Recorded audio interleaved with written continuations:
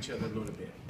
That's good. That's a lot of what this group is about, because it works better when we're all sharing this knowledge. The motto that we have for Chicago Ruby is, when smart people challenge each other to grow, great things happen.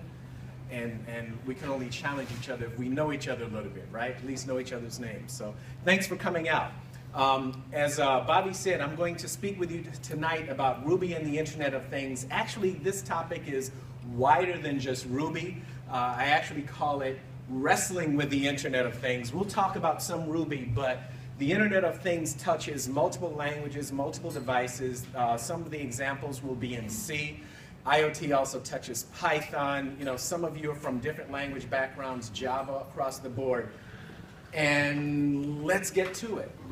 We're going to cover a ton of material in about 30 minutes, and then we're going to open it up for Q&A, because the exciting part is when we have discussions with each other, back and forth. So here we go. Here's our agenda. We're going to talk about why, what, how, and then Q&A. Why? We always cover why first, because it makes no sense to do anything with any technology if we don't know why we're doing it. You know, that's the core thing. So why do we care about the Internet of Things? One reason is commoditization, or rather, we want to avoid commoditization. And in this context, what I mean by commoditization is when something that was formerly very complicated becomes readily available to everyone. Something that was once very complex becomes something that everybody can do. For example, automobiles. In the early days of automobiles, you had to understand how to repair your own car because there were no car repair shops. And then over time, the industry grew up, and you did not have to be an expert in auto mechanics to do your own, to handle your own automobile. My name is Ray Hightower, as Bobby said. I run a software company called Wisdom Group, and we run the Chicago Ruby User Group and a conference called Windy City Rails, and some other things that I'll tell you about later. Another example of commoditization happens in our industry. You've seen what has happened with web development. Once upon a time, you needed a lot of expertise to develop a website, a brochure-type website. But now anybody can go to Wix or to Squarespace or to WordSpace and get things done there. And if you're in the web development space, you better be doing something to move up the food chain so that you're adding value to whatever it is your clients want you to do, and so that they pay you, so that they pay us, right? Because we're all in that business. So we're going to talk about the Gartner hype cycle, or I like the Gartner hype cycle. It is popularized by Gartner Group. Some people say they invented the information technology consulting industry. The reason this is exciting is because this helps us to map out where anything we're studying in technology, where it fits. Everything starts off, there's the peak of inflated expectations, right? We get really, really excited about something. It's new technology, it's new, we want to jump on it. Then there's the trough of disappointment, and then eventually we hit the plateau of productivity. And that's with anything we deal with in technology. The peak of inflated expectations, the trough of disillusionment or disappointment, and then the plateau of productivity. Forbes magazine published an article where they said new technologies go through 3 phases: mania, bankruptcy, and then rebirth. That was in 1995, and they said it's mania time on the internet, because in 1995, that was mania time on the internet. Put another way, think about relationships with your significant other or your spouse or whoever it is you're dating or anything like that. There are 3 phases: romance, problems, and then commitment. So that's with anything we go through. That's the Gartner Group hype cycle. Now, where does IoT fit on the Gartner Group hype cycle? Right now, we're in the middle of this peak of inflated expectations. IoT has been around for a while. The Internet of Things has been around for a little while. And now we have to ask ourselves, what are we going to do to work our way through that trough of disillusionment and then up to that plateau of productivity? Some things we have to do. I think things together. Some with Ruby, some with C, some with just making sure we listen to our customers and do things for them that they need us to do. Remember online brochures? Remember when we were doing those back in the 90s? Some of you do. Some of you may have been born in the 90s, so you don't necessarily remember. But they were a lot harder. Now we have WordPress, we have Squarespace. And then so the strategy was if your clients were going to WordPress and Squarespace, you better be doing business apps. Of course, the trend with business apps is back in the day when we wrote software before spreadsheets. We were very much in demand, and then spreadsheets happened, VisiCalc and Excel and Lotus 1, 2, 3. That trend is going to happen with IoT as well. Here's some examples of what's going on with IoT. The first one I'm going to share with you is an underwater submarine. Well, if it's submarine, it's underwater. That's kind of redundant, right? All submarines are underwater. This submarine is roughly the size of a toaster. Inside, it's got a BeagleBone Black running Linux and Node.js. And why is this exciting? It's called a remotely operated vehicle, an open ROV, because it's all open source. And this is for people who have some reason to do some type of investigating underwater. For example, say you own an oil company and you need to study something that's in your offshore oil rig. You don't want to send scuba divers down there because you're risking human life to do that. So you would send an ROV down.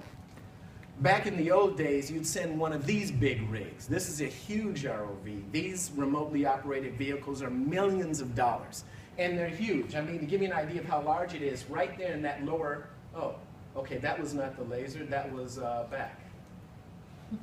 In that lower left corner, there's the laser. That's a human.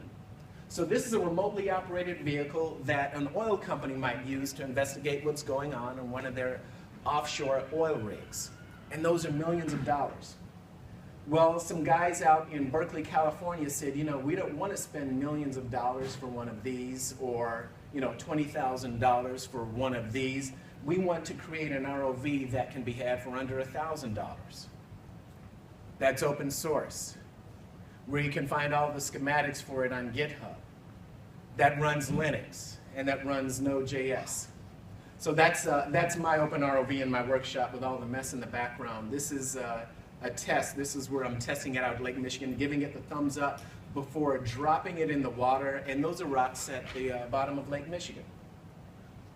And what's remarkable about OpenROV, you see it's all run, you've got a Node.js app running on this device, and it's sending information to your laptop, to the web browser on your laptop. You're controlling a submarine through a web browser. And you can use your keys on your keypad, your arrow keys on your keypad to steer the OpenROV, or you can attach a game controller. So now you're not playing a video game, you're flying your ROV underwater. They do actually call it flying your ROV underwater. And that's what it looks like. Hardware-wise, inside of it, as I mentioned, there's a BeagleBone Black. That's the device on top. That's a BeagleBone Black, roughly the size of a Raspberry Pi. And there's an Arduino, and there are electronic speed controllers. The three items inside of the immediately to the right of the red rectangles are what are called electronic speed controllers. Those are exactly the same type of electronic speed controller you would use if you do remotely controlled cars that you're racing around on tracks. The same type of stuff, and it's all done with it's all done with off-the-shelf components that are readily available, and that's one of the ways they were able to hold the cost down. Less than $1,000 to an oil company that's accustomed to spending millions of dollars for an ROV, that's almost disposable. And here it is in action, underwater, with a scuba diver. Small and very effective, and you control it through a web browser on your laptop.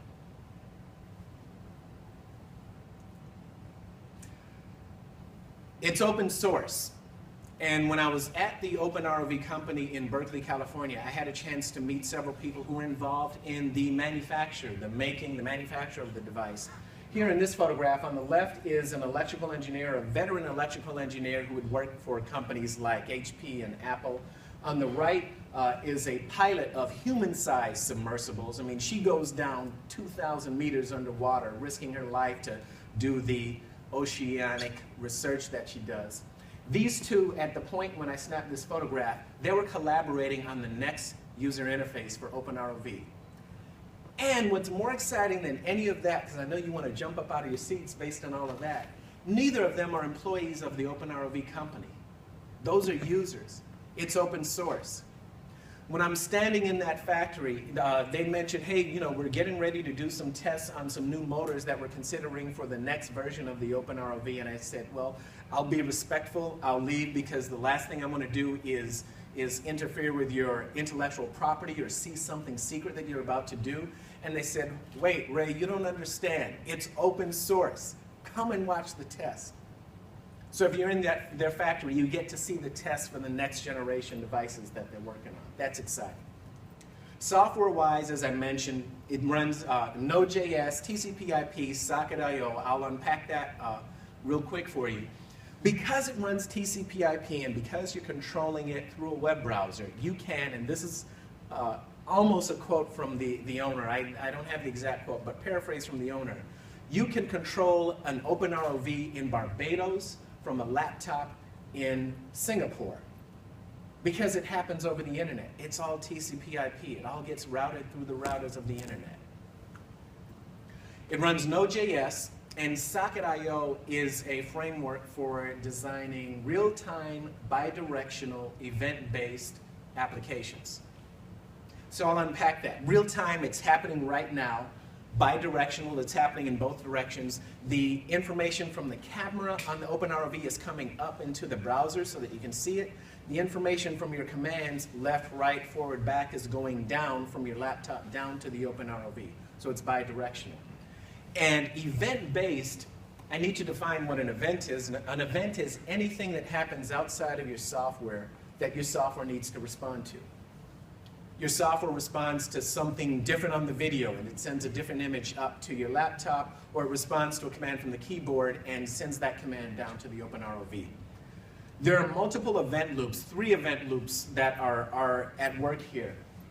There's one inside the browser on your laptop, that's inside of Chrome, one running on the BeagleBone Black, your Node.js app, and your Arduino, I call it an Arduino, they're using an Arduino chipset on a board that they custom designed for the device, and that's running C++. Some people say, well, Arduino doesn't really run C++, Ray. It's actually a superset of C++. It looks like C++. So if you know C++, you can work with the Arduino software. And there's communications between each of those event loops. You have Socket.io going between Node.js and Chrome, and you have serial communications going between Node.js on the BeagleBone and the Arduino. I should point out, Chrome is actually the better browser to run if you're running OpenROV because it's based on, it's V8, it's based on the V8 engine, just like Node, so they tend to talk to each other really well. And if you want to see all the software, it's right there in GitHub. You can go there now if you want to. Or actually, you should listen to me, don't go to GitHub. But go, yeah, you can go to GitHub now and take a look at it. And this is it, and a couple more shots. Second device I'm going to talk to you about is called Parallella. And here's a photograph of Parallella. It's roughly the size of a credit card or a Raspberry Pi or a BeagleBone Black. And this is it. And the case that you see, the black and the green, that's a 3D printed case designed at West Point, the United States Military Academy at West Point. And 3D printed right here at Blue 1647 on the printer owned by that man in the doorway, Patrick Harris, so see him. This is a 3D printed case and you'll get a chance to take a look at this. This is Parallella. So what's the big deal? Another single board computer, right? We got Raspberry Pi, we got BeagleBone Black, there's something called a Pine A64, there's a Pi Zero, there's so many of them, I can't keep track of all the single board computers that are out there. What's the big deal about this one? Well, it has 18 cores. 2 cores are ARM, 16 are RISC. I'm holding an 18-core device in my hand right here. The machine that most of us use, the laptops that most of us use, might have 2 or 4 cores. 18 cores right here. And you can buy this for about 150 bucks online. It's called a Parallella. Very exciting. It's got RJ45 for your Ethernet connection. Power is 5 volts and at 2 amps maximum. Micro USB, micro HDMI, micro SD for the storage. Where you would normally have a hard drive or a larger computer, you use micro SD instead. And that's it. That's the case I just showed you. And let's take a look at Parallella doing something. You boot it up. It runs Linux. So you have a terminal window, just like you would have on any other Linux machine, and you have a web browser as well. But big deal. If you're going to have an 18-core machine, you're going to do more than just browse the web on it, right? You want to do something else with it. I should talk about the power utilization. One of the exciting things about it is that it doesn't use a whole lot of power. To verify that, I hooked it up to one of those devices. Some of you may have those. There's a device that you can get that you charge your cell phone with. It's got a solar panel on one side and a lithium-ion battery inside of it. You charge it in the sun, let it sit out in the sun. It puts out 5 volts at either 1 amp or 2 amp, depending on whether you're charging your iPhone or your iPad. And I jerry-rigged a cable to hook it up to the Parallella and see if it would work, if 5 volts and 1 amp would be sufficient to power the Parallella. And that's a detail of the cable splicing that I did, and details on that are on my blog at rayhightower.com. And it works. 5 volts, 1 amp, 5 watts, it works. Solar power. Here's the hardware. Inside, I mentioned that you have the 2 ARM cores. That's where your Linux operating system is going to run and where your primary program is going to run. Your 16 core, the 16 RISC cores are part of what's called an Epiphany processor. That's the Epiphany chip that's on the Parallella board. And there are 16 cores. There are 4 rows and 4 columns. And rows are numbered 0 through 3, columns are numbered 0 through 3. And so let's put this through some exercise to see what can we do with this Parallella that we may or may not be able to do with a Mac. One quick exercise that we decided to do is finding prime numbers, looking at all the prime numbers between 0 and 16 million. Here's the program that we use. This is in C. And the key things that I want to point out in this program, I'll go over here since I've been pointing over there for a while. I'll point over here. Notice that in the loop, inside of the loop that you are iterating, you're going over every other integer when you're looking at the prime numbers, because you don't have to look at the even numbers. You're only looking at the odd numbers. And we're going to run this program first on the Parallella without using any of the Parallella advantages. So there should be a video running now, and this is it. On the Parallella, there's the elapsed time and the current number that we're investigating. We wanted it to show us what number are we looking at to determine whether or not it's prime at that time. And it takes a while, so we're not going to show you the whole thing. We'll let that run for about 30 seconds and then we'll jump right to the end, because it takes a little while. In this example, we are only using the 2 ARM processors on the Parallella. We're not taking advantage of any of the parallelism. But this is kind of just our benchmark. So as you can see, it took 237 seconds, just under 4 minutes, to find all of the prime numbers less than 16 million. That's no parallelism on the Parallella. What can a Mac do, right? In fact, we ran this on this Mac that I have right here. Find the first, all of the primes less than 16 million. We ran the same code, also written in C, compiled it and built it for OS X, and let's see what it looks like. So we make it, and then we run it. And it's much faster. As you would expect, it's a Macintosh. You spend a couple $1,000s for a Mac, it better perform better than a $150 single board computer, right? Or else something's wrong. So it's going to go through and it's going to find all of the primes less than 16 million, and it did that in 14.4 seconds. It found 1,031,130 primes less than 16 million in 14.4 seconds. Now here's the fun part. What happens when we run this in parallel on the Parallella? In order to do that, we have to make a few modifications to our code. We have to call a library called eHal.h. That's the Epiphany hardware abstraction library that we have to call. And we have to identify which row and column, which core we're sending numbers to be examined to determine whether or not they're prime. So let's take a look. This is in parallel on the parallella. And let's run it. Oh, it's fast. All right, let me tell you what you're looking at here. All the way to the left, inside of the parens, that's row, column. That's which core we're running on. That's the test. That's the number of primes that we found so far. That's the current number that we're investigating right now. And that's the square root of the current number. Because when you're looking at primes, you can only go as high as the square root of the number you're investigating. And it's done. And it finished in 18.6 seconds. It found the same primes in 18.6 seconds. So let's summarize our results. Here's parallella with no parallelism. Here's the MAC at 14.4 seconds, and parallella in parallel, 18 seconds. What's exciting is this single board computer for 150 bucks performed almost as well as a $2,000 MacBook Pro.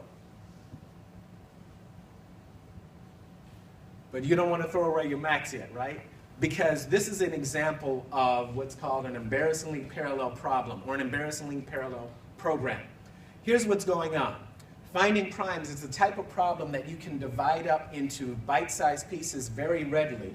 And because you can do that, you can run it on parallel processors. So it's going to do very well. If you tie two of these together, it will beat the Mac. So $300, it would totally, it would eviscerate the Mac. Where does Ruby fit in all of that? Because we're a Ruby group. One of the things that we did when we were figuring out the algorithm for the prime numbers and examining the algorithm for the prime numbers, looking at it and figuring out what steps we wanted to take is we ran a lot of this in Ruby because Ruby is a language that allows you to wrap your heads around things like this very readily. And Ruby has a very tight, very fast feedback loop. For example, if you're using IRB, immediately you're going to get results, right? If you're using the interactive Ruby on your console, you're immediately going to get results. Will mRuby play a role? I don't know. mRuby, for a long time, there was no activity on it, and then just recently, in November, there has been some activity. So maybe something will happen with mRuby on Parallella. Haven't seen it yet. Maybe someone in the room will do something with it. And of course, everything about Parallella is open source and readily available.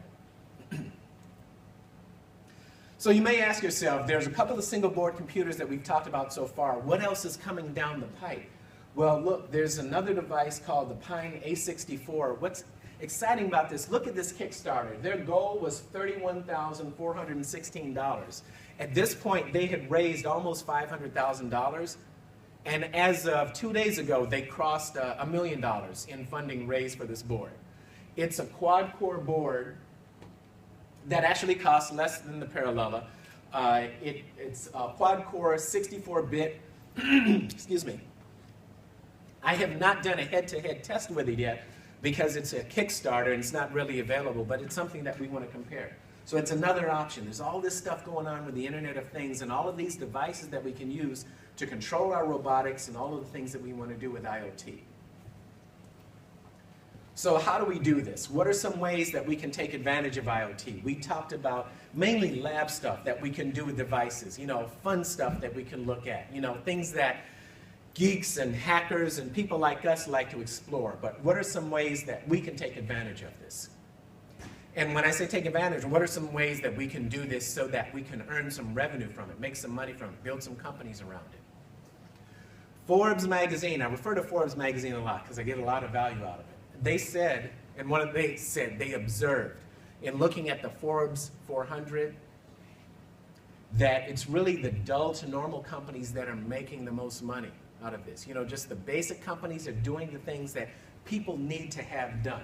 You know, not the, you know, exciting whiz-bang companies, you know, we're going to send a rocket to the moon or we're going to put a submarine underwater, but the companies that are just doing stuff that needs to be done. Amazon is a company like that. Amazon did something cool revolving around IoT. You may remember that Easy Button was, what was that? Office Depot? Staples. Staples was the one with Easy Button, where you hit the button and it just makes noise for you right there.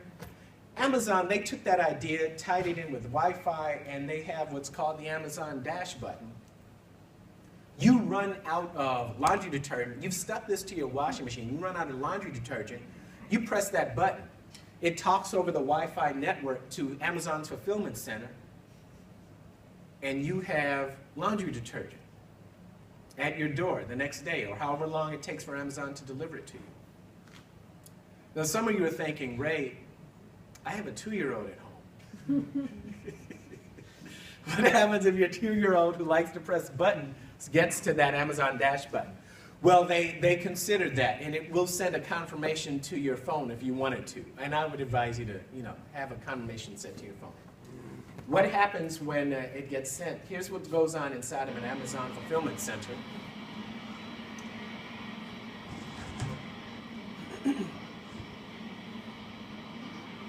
These are robots by a company called Kiva. Kiva was an independent company until Amazon bought them. If you had a company that was providing robots for you that could save you a ton of money in your warehouses, that you could control through a web interface, an Internet of Things type interface over TCP/IP, would you want them to have your competitors as customers as well? No, you wouldn't. You'd buy them. So that's an example of Internet of Things in a so-called dull to normal environment. It's in a warehouse, and it's not something that is whiz-bang exciting, but it's something that everybody needs, and everybody needs stuff to get done in that area. Here's another area, agriculture. This gentleman, Dr. Nicholas Braithwaite, born and raised in Grenada, worked at Intel in Barbados, and I ran across him while doing research for this presentation. Remarkable thing, Dr. Braithwaite, he's also runs a private equity firm in Silicon Valley right now, and he's looking for companies to invest in revolving around Internet of Things and some other areas. One opportunity that he identified is agriculture. Agriculture is big business. It's dull to normal. Everybody has to eat. Big deal. I mean, how many people ate today, right? Everybody has to eat every day. So it has to happen all the time. And some of the agricultural companies, like your John Deere and your Caterpillar, are out there doing things with IoT right now. If you want a device that's out and monitoring the soil conditions in the middle of your field, why not put solar panels on it so you don't have to run power cables to it? And then put a BeagleBone Black or a Parallella on it and run Linux software on it, and there you go. Oh, and by the way, put a Wi-Fi antenna on it so you don't have to connect to it at all. That's all Internet of Things. It's not a drone flying around taking pictures of your neighbors in their backyard or anything like that. And it's not whiz-bang fancy and, oh, this is so exciting. But yeah, it is, because it meets a need and it makes money. Here's a heads-up display in one of the John Deere tractors. That's exciting. When I look at tractors out, I'm driving down to Champaign-Urbana or driving down, through Illinois, central Illinois, through the cornfields, and I never think of all the technology that's on tractors today, right? When I think of a tractor, I normally think of something like this, right? This is what we think of when we think of tractors. So now I got to tell you a tractor story, right? Because we're talking about Internet of Things, we're talking about tractors, we're talking about agriculture, and how does this all tie together? Well, a long time ago, there was a tractor manufacturer right after World War II, began manufacturing tractors right after World War II, became very successful at it, sold a lot of tractors, made a lot of money, decided, I'm going to buy a Ferrari.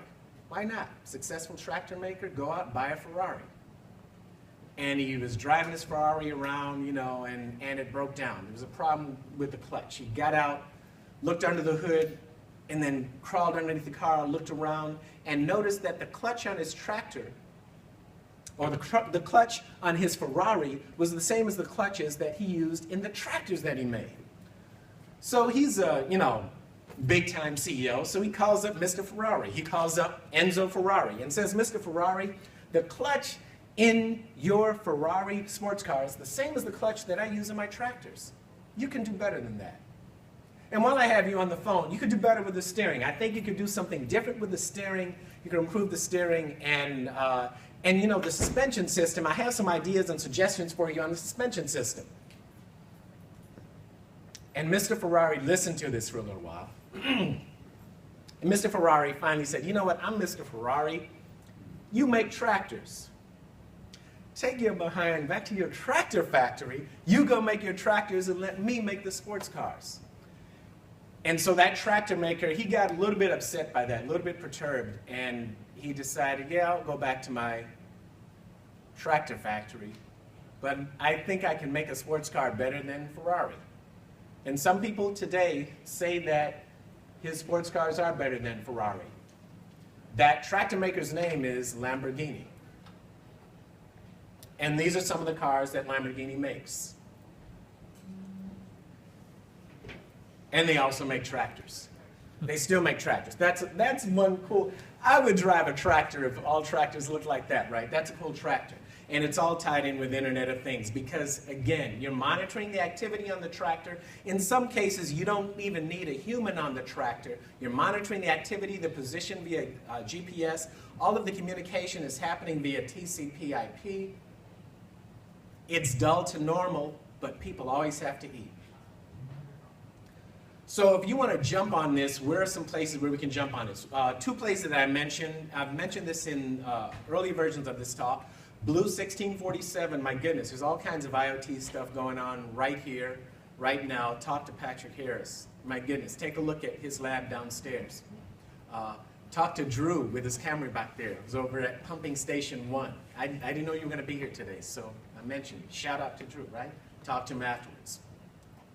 It's all learnable. Everything that has been learned can be learnable. We can do this together. We can share all of these ideas together. And we're coming up towards the end. This is the agenda. This is what we talked about. Why, what, how, Q&A. We can do Q&A now. I'm going to mention one quick thing to you, something that we're doing around the Internet of Things here in the Chicago area. As you know, my team and I, we do Windy City Rails. We're also doing a conference called Windy City Things that is tied into the Internet of Things. And if you want more info, you can sign up for the mailing list at windycitythings.com or follow Windy City Things on Twitter. And thank you for listening.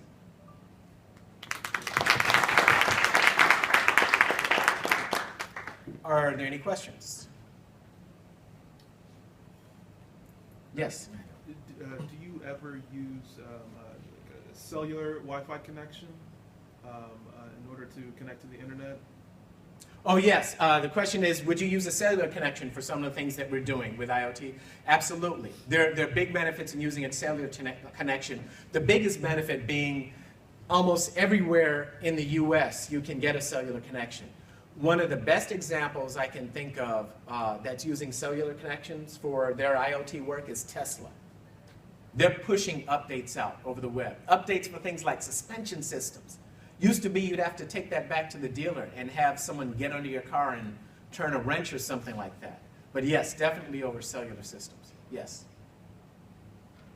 Yes. You mentioned IoT, peak of inflated expectations. Yes. Sounds reasonable. Yes. What do you think? Like, if we're in that kind of a place, is it a good time to start learning other stuff or start thinking about what the next step is? Or what do you do as a business person who works and kind of sells services to companies?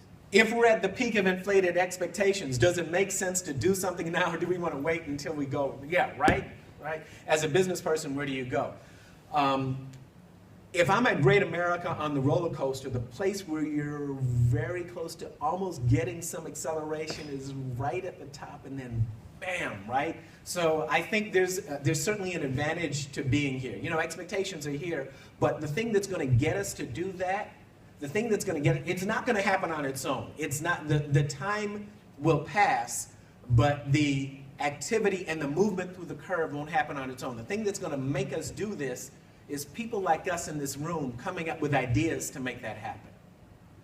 So I would still get involved. I would get involved with it with eyes wide open, fully aware of where we are on that hype cycle.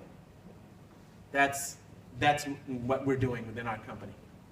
Yes? So I think it's interesting, like Nest, I think is a pretty popular example of Internet of Things.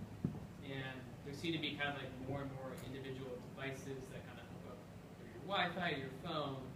Is there sort of like anyone that's trying to think a little more holistically, like every device that's in your house, like you don't want a separate app to manage each of those. Is there sort of like a consensus on like a protocol or like a authentication sort of thing that you can kind of like add devices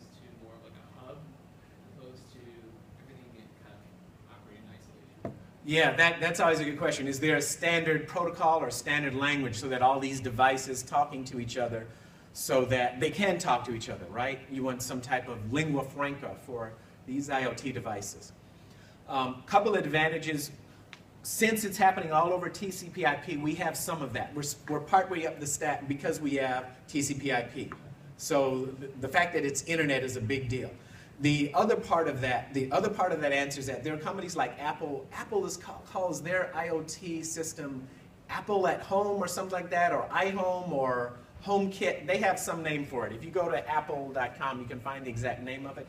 But Apple has a standard for that, and there's some other standards that I've seen out there.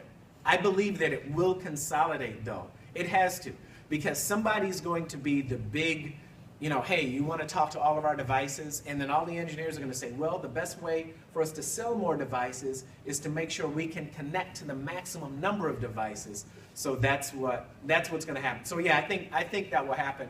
I think Apple is certainly going to be a leader in that area, but Google's got skin in the game. Tesla's doing some things with automotive, right? They have their standards there. So we may end up with multiple standards, but hopefully we only end up with a few. Like, remember network in the 90s, there were 3 main network protocols. There was TCP/IP, which was up and coming, and there were 2 others. One was called IPX/SPX, and the other one was NetBEUI. IPX/SPX was by NetWare, and NetBEUI was by Microsoft. They're gone. They're gone. TCP/IP is, rolled over them because it's more practical, because NetBEUI couldn't get outside of the LAN, and IPX/SPX you could get off of your local LAN, but it was a pain in the neck to do it. So I think there will be a standard. And for what we know, we may end up getting an open standard that some of us end up putting together. Who knows, right? It may happen. Yeah. Long answer, right? No, I mean, it's kind of a long question. Yeah, okay. Long I answer. think that actually highlights one of the big issues about Internet of Things, is that there's a lot of vendors striving for some sort of lock-in. And historically, that's always been kind of a dead end, because some people will choose not to lock in, and then you lose those customers to some competitor. And if there's something open, that's appealing to all the engineers. They can all connect to that thing without paying licensing fees. So anytime, like the Internet of Things, I look at it, if something's not open, it's a problem. And you already feel that if you have a smart TV, right? Yes. Because some people have smart TVs and they've stopped updating. So your TV is now getting slow. Your TV is not working with the newest versions of some apps. You're getting errors. And historically, TVs lasted quite a long time for people. They're not really willing to update every 2 years. They're not going to get on an Apple life cycle for their No. TV. Yeah, that's interesting. It almost makes you want to go back to your black and white TV, right? Well, maybe Not not. quite. Maybe not that far. Maybe go back a little bit. Maybe go back a little bit.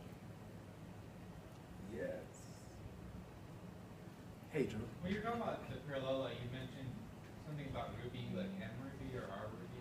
What is that? Oh, mRuby? Yeah, I kind of blazed past that a little bit because I wanted to make sure that I respected everyone's time. mRuby is a very small subset of Ruby, and it's compilable, and it's something that Yokohiro Matsumoto was working on in the very early days, and there's some other people who have taken over the project. It's really designed for embedded systems. So you can find all of the source for it is on GitHub as well. Yeah, so it's worth looking at. I don't know what the future is. Like, if you would ask me in October or early November of last year, I would have been I don't think I would have spent any time on mRuby because I've seen nothing happening in the GitHub repo there.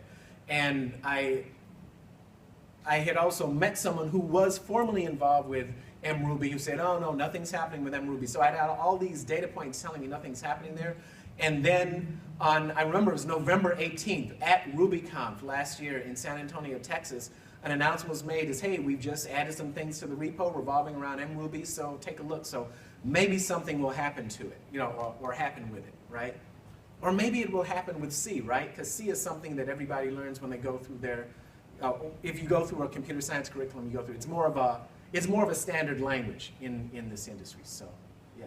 Was it for microcontrollers being the target? Like, for it? Ruby and a microcontroller? That was an idea. That was one place where they would run, right? But then, you know, Arduino really took off, and Arduino is really running like a hybrid of C++, right? And then you have Raspberry Pi and BeagleBone Black and Parallella and now Pine 64, and they're running Linux, which means that anything that you can compile for Linux will run on those. And so people are going to lean more towards C because they already know it. So, yeah. So we'll see what happens with it. You don't need it if you have Linux, because you would just run. You would just run Linux and then you would compile, right? Yes. No, I mean you could just run Ruby on it, right? Like, Yes, yeah. You can run Ruby on Parallella if you want to do Right. that. Right. You can do that. And there's some experiments we're doing there. Right. Oh, getting to the standards thing, there's some other things happening with regard to Internet of Things communication. I mentioned with the underwater robot how Node.js is the language that is used to write the app that's running on the robot so you can control it with your web browser.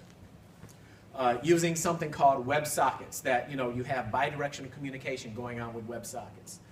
Well, the latest version of Ruby on Rails, Rails 5, which is now in beta, includes something called Action Cable.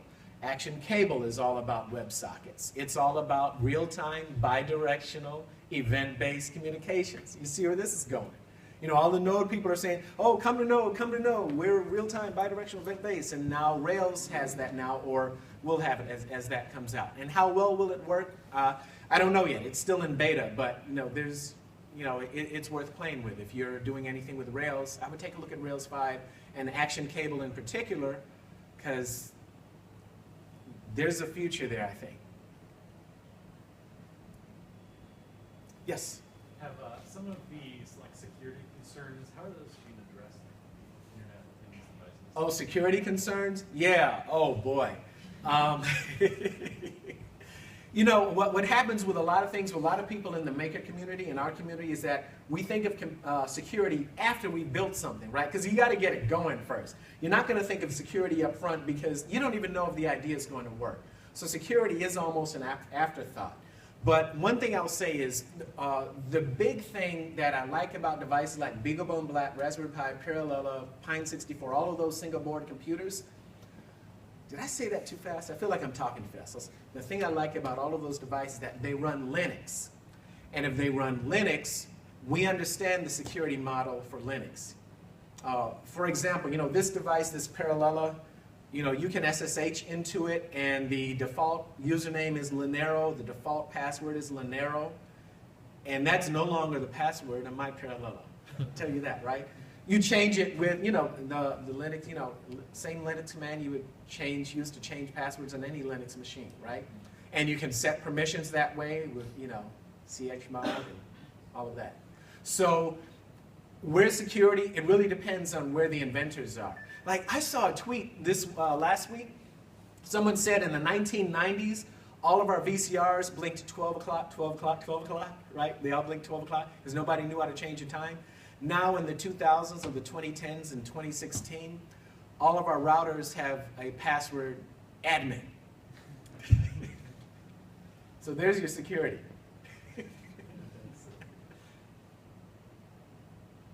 Yes, ma'am. Yeah, so I was wondering, with all the microcontrollers out there, how do you decide which one to, Raspberry Pi, Yeah. Oh, the question is, with all the microcontrollers and single board computers and all this junk out there, I'm embellishing your question a little bit, aren't I? With all this stuff out there, how do you decide what to get started with and what to use? That's a challenge. There's a bunch of stuff out there. There's a bunch to choose from. I'll give you an example of how some people have gone through the decision-making process. In the case of the OpenROV submarine, originally they were planning to use a Raspberry Pi instead of a BeagleBone Black for their controller to run the Node.js app. And the reason they chose BeagleBone Black is because it just came out, it was highly available, Raspberry Pis were in short supply, you just couldn't get them. But this BeagleBone Black that was faster was also available. So that's how they made that decision. So part of the decision is going to be availability. Cost is going to be a factor. There are more costly, this is the most expensive single board computer that I've bought so far. I don't know that I would spend more than 150 bucks. I don't think I would spend more than that for a single board computer because it's an experiment. There are some that are $300, $500, and they go higher than that. Some of the single board computers that are based on like the NVIDIA chipset, you know, those parallel chipsets are much more expensive, $500 or more. That's a little bit too much for me to spend money on for an experiment. Especially since you have a device like the Pine A64, their price target is $15, right? And that's a quad-core device, right? So all of those factors come into mind. What I would suggest is if you're making a decision about that, I would look at what's new, and I would look at cost, because that's always a factor, because the cost of the single board computer that you use to design your prototype on, that's going to influence the cost of your final product, and that's going to influence how many people buy your product. And then there's someone back there who deals with products all the time, right, Patrick? That's his kind of conversation right there. Patrick Harris deals with it all the time. It's actually a system on chip. It's an EPS 8266. You can look up on the internet. Okay. And with system on chip, it has capability of Wi-Fi with also a Adreno platform. So you can actually program it using the Adreno platform to connect to Wi-Fi, control things via app, as well as control things through web browser. Oh, cool. There it is. See, you know, there's always something new. And I bet next week you're going to have something new to tell us, right? Okay, there we go. There's always something new. Yes? A little bit more ridiculous question, but Yeah. So we're in this hype cycle, right? Yes. The peak of this thing.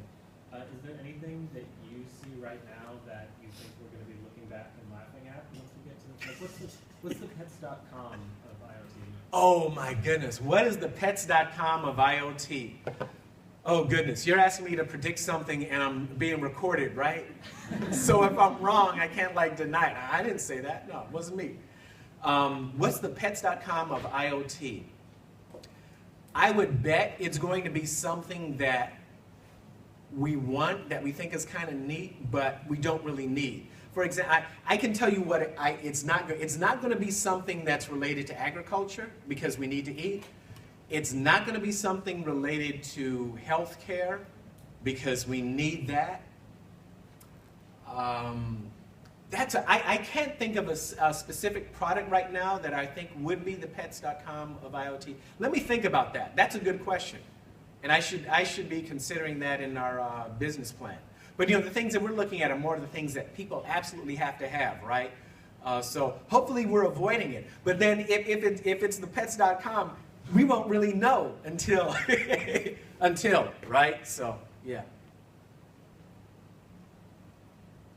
Hey, why don't we just all just talk to each other about this stuff, right? I'm having a good time talking to you. So I think we're like almost out of time, official time anyway. So you didn't pull the hook out on me, did you, Bobby? All right, that's all right. Well, thank you for not doing that. So anyway, thank you for listening. Thank you for coming out. Please continue to hang out at ChicagoRuby. Do you get value out of this kind of stuff? Is this good stuff? All right, should we do this again? All right, good. Let's make some noise for the video, all right? Yeah, let's do this again. Yeah. Woo. Okay.